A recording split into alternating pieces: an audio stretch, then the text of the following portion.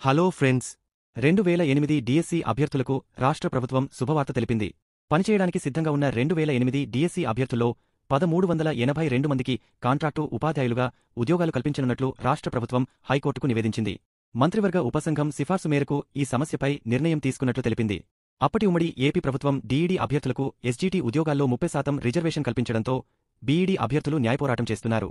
DEd అభ్యర్థులు అర్హులేనంటూ AP administrative tribunal ఇచ్చిన తీర్పునకు వ్యతిరేకంగా హైకోర్టులో పిటిషన్లు దాఖలు చేశారు.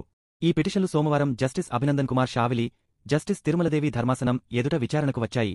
అడ్వకేట్ జనరల్ సుదర్శన్ రెడ్డి వాదనలు వినిపిస్తూ, గతంలో హైకోర్టు ఇచ్చిన ఆదేశాలను అమలు చేస్తున్నామని, 2008 డిఎస్సి అభ్యర్థులకు కాంట్రాక్టు టీచర్ ఉద్యోగాలు ఇవ్వాలని ప్రభుత్వం నిర్ణయించిందని తెలిపారు. ఈ విషయాన్ని మంత్రివర్గ ఉపసంఘానికి నివేదిస్తూ గతేడాది ఫిబ్రవరి 24 తేదీన జీవో 292 జారీ చేశామని తెలిపారు. మొత్తం 2367 మందికిగాను 1382 మంది కాంట్రాక్టు పద్ధతిలో పనిచేయడానికి సమ్మతి తెలిపారు.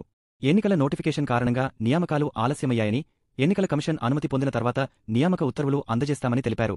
వాదనలు విన్న ధర్మాసనం విచారణను వచ్చే వారానికి వాయిదా వేసింది. ఈ విషయంపై మరిన్ని వివరాలు త్వరలో తెలుస్తాయి.